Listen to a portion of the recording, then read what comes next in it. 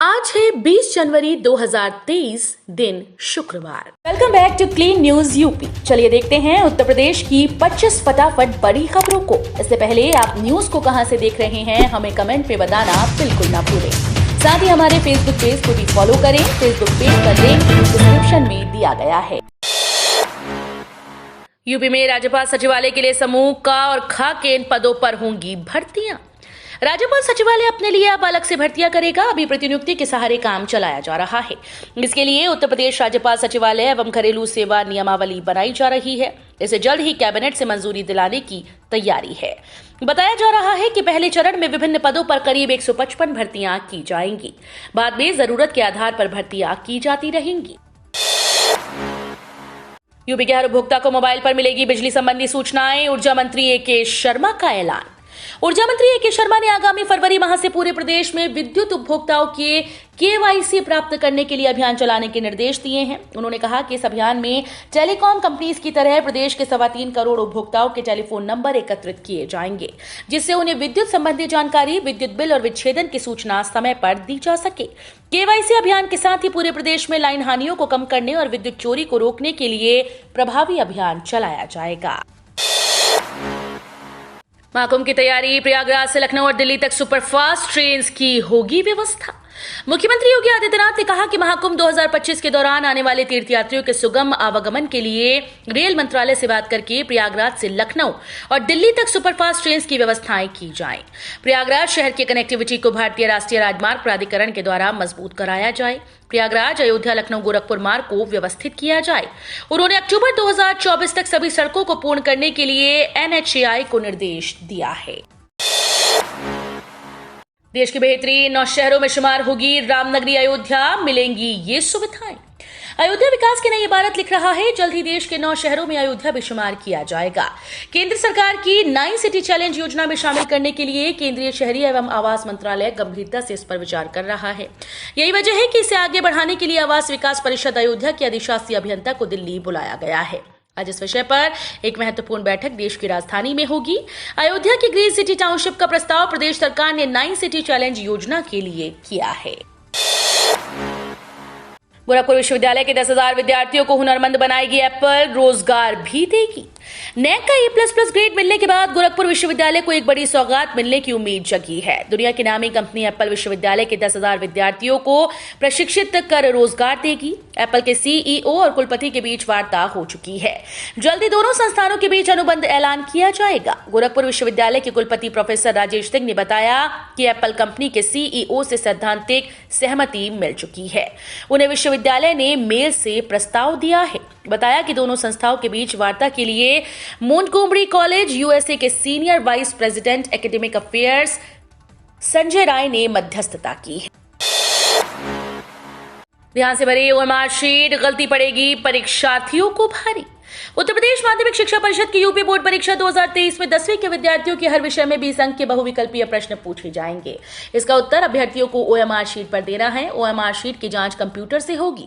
ऐसे में इसे भरने में जरा सी भी चूक परीक्षार्थियों को भारी पड़ सकती है। किसी भी गलती पर OMR शीट की जांच नहीं हो पाएगी और अभ्यर्थी को अंक नहीं मिलेगा। परिषद ने OMR शीट का नमूना और इसे भरने के निर्देश वेबसाइट पर जारी कर दिए हैं। 27 जनवरी तक चलेंगी 380 बसेस, यात्रियों को मिलेगी सहूलियत। परिवहन निगम गोरखपुर परिक्षेत्र से माघ मेला विशेष बसों का संचालन कर रहा है। परिक्षेत्र के कुल 8 डिपो के 23 बस स्टेशन से प्रयागराज के लिए 27 जनवरी तक 380 विशेष बसेस चलाई जाएंगी। इन बसों पर पहचान के लिए मेले के स्टिकर लगे होंगे। सुचारू व्यवस्था के लिए मेला प्रभारी बनाए गए हैं। कंट्रोल रूम की स्थापना की गई है। बसों के खराब होने की स्थिति में मरम्मत के लिए मोबाइल बस का इंतजाम होगा।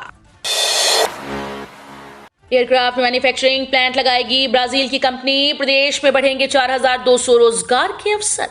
ग्लोबल इन्वेस्टर समिट के लिए मंत्री समूहों के विदेशी दौरों में मिले निवेश प्रस्ताव अब MOU में बदलने लगे हैं। मैक्सिको, ब्राजील और अर्जेंटीना में हुए रोड शो के दौरान मिले 13 निवेश प्रस्ताव में से 6 पर MOU हो गए। इसमें ब्राजील की कंपनी यूपी में एयरक्राफ्ट मैन्युफैक्चरिंग प्लांट लगाएगी। इसके साथ ही अपशिष्ट प्रबंधन और खाद्य प्रसंस्करण के क्षेत्र समेत प्रदेश में कुल 1725 करोड़ का निवेश होगा। इससे करीब 4200 लोगों को रोजगार मिलेगा। अब बिजली विभाग देगा करंट, कनेक्शन लेना होगा और भी महंगा।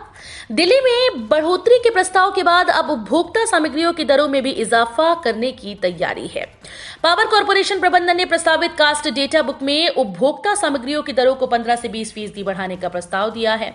हालांकि इस पर अंतिम फैसला 25 जनवरी को होने वाली supply code review panel sub committee की बैठक में होगा।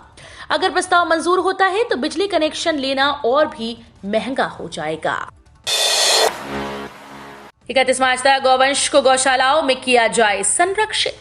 हाथरस के नोडल अधिकारी एवं राज्य के निदेशक दिव्यांगजन सशक्तिकरण विभाग सत्यप्रकाश पटेल ने कलेक्ट्रेट सभागार में बैठक की। उन्होंने खुले में घूम रहे अवशेष निराश्रित गौवंश को स्थायी और अस्थायी आश्रय स्थलों में 31 मार्च तक 100% संरक्षित करने के निर्देश दिए। उन्होंने कहा कि आश्रय स्थलों में संरक्षित गौवंश को बेहतर स्वास्थ्य सेवा, नियमित रूप से टीकाकरण एवं चारे पानी की उचित व्यवस्था की जाए। नोडल अधिकारी ने जिले में संचालित गौवंश आश्रय स्थलों पर भ्रमण के दौरान पाई गई कमियों को दूर करने के निर्देश दिए। गैर मुस्लिम बच्चों को प्रवेश देने वाले मदरसों की नहीं होगी जांच। मदरसा शिक्षा परिषद गैर मुस्लिम बच्चों को प्रवेश देने वालों की मदरसों की जांच नहीं कराएगा। इंदिरा भवन स्थित अल्पसंख्यक कल्याण निदेशालय में मदरसा बोर्ड की बैठक में राष्ट्रीय बाल अधिकार संरक्षण आयोग की सिफारिश को खारिज कर दिया गया। गौरतलब है कि आयोग ने गैर मुस्लिम बच्चों को दाखिला देने वाले सभी मदरसों की जांच कराने व वहां पढ़ रहे गैर मुस्लिम बच्चों का प्रवेश अन्य विद्यालयों में कराए जाने की सिफारिश की थी। बोर्ड की बैठक में इसे धार्मिक आधार पर भेदभाव वाली सिफारिश मानते हुए सर्वसम्मति से खारिज कर दिया गया। 22 जनवरी को गोरखपुर से बांद्रा टर्मिनस तक चलेगी स्पेशल ट्रेन। यात्रियों की अतिरिक्त भीड़ को ध्यान में रखते हुए रेल प्रशासन ने 05-301 Gorakhpur Bandra terminus special train 22 जनवरी को गोरखपुर से बांद्रा टर्मिनस तक के लिए चलाने का निर्णय लिया है। 05-301 गोरखपुर बांद्रा टर्मिनस स्पेशल 22 जनवरी को गोरखपुर से सुबह 8:30 बजे प्रस्थान कर खलीलाबाद, बस्ती, गोंडा, ऐशबाग, कानपुर सेंट्रल, कन्नौज, फर्रुखाबाद, कासगंज, मथुरा, अछनेरा, भरतपुर, दूसरे दिन कोटा, रतलाम, वडोदरा, सूरत, वापी, बोरीवली से छूटकर बांद्रा टर्मिनस शाम 4:25 पर पहुंचेगी। यूपी एसएससी पीईटी परीक्षा के लिए शुरू होंगे registration. UP subordinate service selection commission की ओर से अब तक 2021-22 में 2 बार प्राइमरी एलिजिबिलिटी टेस्ट परीक्षा का आयोजन कराया जा चुका है, जिसमें 50 लाख से अधिक उम्मीदवार शामिल हो चुके हैं। अब पीईटी की तैयारी कर रहे उम्मीदवारों में 2023 में आयोजित होने वाली यूपी एसएससी पीईटी परीक्षा को लेकर चर्चा तेज हो गई है। उम्मीदवार जल्द ही इस परीक्षा के लिए नोटिफिकेशन जारी होने की संभावना व्यक्त कर रही हैं। गोरखपुर बस्ती मंडल को कोरोना टीके की मिली 1.18 लाख डोज। कोरोना के टीके फिर से लगने शुरू हो जाएंगे। गोरखपुर बस्ती मंडल के जिलों को शासन से कोविशील्ड की 1.18 लाख डोज आवंटित की गई। एक दिन में टीके हर जिले में पहुंच जाएंगे। एडी हेल्थ कार्यालय से सभी जिलों को वैक्सीन उपलब्ध कराई जाएगी। जानकारी के मुताबिक जिले में अब तक केवल 36% लोगों को सतर्कता डोज लग पाई। 18 लाख से अधिक लोग तीसरी डोज से वंचित हैं। इस हिसाब से आवंटित की गई डोज बहुत कम है। स्वास्थ्य विभाग का कहना है कि वैक्सीन नियमित आती रहती है, इसलिए टीकाकरण का संकट खड़ा नहीं होगा। कॉलेजेस ने फीस जमा करने पर नहीं दिखाई दिलचस्पी, वीसी नाराज, लगेगा 1 लाख का जुर्माना। राजा महेंद्र प्रताप सिंह राज्य विश्वविद्यालय अलीगढ़ से संबद्ध एटा, हाथरस, कासगंज और अलीगढ़ के ज्यादातर महाविद्यालयों ने परीक्षा शुल्क जमा करने पर दिलचस्पी नहीं दिखाई। 25 जनवरी तक शुल्क जमा नहीं किया तो इन महाविद्यालयों पर 1 लाख रुपए का जुर्माना होगा। विश्वविद्यालय के स्नातक और परास्नातक विषम सेमेस्टर की परीक्षा 1 दिसंबर 2022 से शुरू होकर 10 जनवरी 2023 तक संपन्न हो चुकी है। फिर भी ज्यादातर महाविद्यालयों ने परीक्षा शुल्क जमा नहीं किया, जिसे विश्वविद्यालय प्रशासन ने अनुशासनहीनता माना है। कचौड़ी, समोसे, जलेबी के बड़े दुकानदार भी जीएसटी विभाग के रडार पर। 200 प्रतिष्ठानों पर निगाह। गोरखपुर शहर में कचौड़ी, जलेबी, समोसा और चाट टिकिया बेचने वाले बड़े दुकानदार भी वस्तु एवं सेवा कर विभाग की रडार पर है। विभाग की टीम ने 2 सप्ताह में गोरखपुर मंडल में 200 से ज्यादा दुकानों पर रेकी करके टैक्स चोरी के साक्ष्य जुटाए। साथ ही ठेकेदार और बिल्डर्स पर भी शिकंजा कसने की तैयारी है। निजी अस्पतालों में खून के नाम पर लूट, एक यूनिट के लिए 1450 की जगह 6000 रुपए वसूले। निजी अस्पतालों में खून के नाम पर लूट मची है। बिना डोनर के खून देने पर तीमारदारों से तय कीमत से 4 गुना तक ज्यादा वसूली हो रही है। बुधवार को ऐसा ही मामला सामने आया, जहां तीमारदार से खून की तय कीमत 1450 के बजाय 6000 रुपए प्रति यूनिट वसूली गई। मरीज को कुल 4 यूनिट खून चढ़ाना पड़ा। इसके एवज में 24,000 रुपए वसूले गए। पीड़ित ने सीएमओ कार्यालय में इसकी शिकायत की है। कर्मचारियों के लिए अच्छी खबर, सेवानिवृत्ति आयु में 3 वर्ष की वृद्धि संभव, बढ़कर हो सकते हैं 70 वर्ष। कर्मचारियों के लिए बड़ी खबर है। दरअसल देश में सेवानिवृत्ति आयु बढ़ाए जाने को लेकर मांग तेज हो गई। दरअसल विश्व के कई देश सेवानिवृत्ति आयु में वृद्धि कर रहे हैं। इसी बीच कई राज्यों में सेवानिवृत्ति आयु बढ़ाए जाने की तैयारी की जा रही है। राज्य सरकार के द्वारा 62 वर्ष की सेवानिवृत्ति आयु को 70 वर्ष करने की तैयारी की गई थी, जिसके लिए 7 सदस्यीय टीम द्वारा रिपोर्ट की मांग की गई। यूपी में शासन के प्रस्ताव को लेकर डोकरी के संगठन का विरोध शुरू हो गया है। पीएमएस की तरफ से महानिदेशक को चिट्ठी लिखी गई है। नीले आसमान से नीचे गिरे सरिया सीमेंट के दाम। घर मकान बनाने के लिए भी अनेक मटेरियल की जरूरत पड़ती है। इस समय घर मकान में इस्तेमाल किए जाने वाले हर मटेरियल के दाम आसमान छू रहे हैं। आज हम घर मकान बनाने में काम आने वाली मुख्य चीजों सरिया और सीमेंट के दामों की बात कर रहे हैं। तो बता दें कि वर्तमान समय में अगर कोई व्यक्ति घर मकान बनाने की सोच रहा है तो उसके लिए अच्छा अवसर है, क्योंकि अभी सरिया और सीमेंट के दाम सामान्य स्तर पर चल रहे हैं। भारत समझो यात्रा निकाली राहुल गांधी। केशव प्रसाद मौर्य बोले, मैंने कभी किसी को पप्पू नहीं कहा। भाजपा के राष्ट्रीय अध्यक्ष जेपी नड्डा की अगवानी के लिए वाराणसी पहुंचे उप मुख्यमंत्री केशव प्रसाद मौर्य ने कांग्रेस पर हमला बोला। सर्किट हाउस में मीडिया से बात करते हुए उन्होंने कहा कि राहुल गांधी को भारत जोड़ो यात्रा की जगह भारत समझो यात्रा निकालनी चाहिए। उप मुख्यमंत्री ने कहा कि भारत तो पहले से ही जुड़ा है, राहुल गांधी को यह बात समझनी चाहिए, उन्हें इस बात की जानकारी नहीं है। इसके साथ ही उन्होंने दावा किया कि 2024 में भी प्रधानमंत्री नरेंद्र मोदी के नेतृत्व में ही सरकार बनेगी। कोरोना का ये नया वेरिएंट बेहद खतरनाक, वैक्सीन ले चुके लोगों के लिए भी बुरी खबर। दुनिया भर में तबाही मचा रहा कोरोना का नया वेरिएंट XBB.1.5 अन्य वेरिएंट्स की तुलना में वैक्सीनेटेड लोगों और कोरोना से संक्रमित हो चुके लोगों को ज्यादा प्रभावित कर रहा है। ये दावा एक नई रिसर्च में किया गया। विश्व स्वास्थ्य संगठन ने हाल ही में बताया कि 38 देशों में XBB.1.5 वेरिएंट के मामले मिले हैं, जिनमें अमेरिका में 82% कोरोना केसेस के लिए केवल ये वेरिएंट जिम्मेदार है। वहीं ब्रिटेन के 8% और डेनमार्क के 2% कोरोना केस इस वेरिएंट की देन है। स्टडी के मुताबिक इस वेरिएंट के उन लोगों को भी संक्रमित करने की अधिक संभावना है जिन्हें टीका लगाया जा चुका है। एसबीआई ने ग्राहकों को दिया नया तोहफा, बैंक जाने की झंझट होगी दूर, अकाउंट बैलेंस चेक और ट्रांजैक्शन व्हाट्सएप सर्विस माध्यम से होगा आसान। एसबीआई ने ग्राहकों को नया तोहफा दिया, बैंक जाने की झंझट दूर हो जाएगी।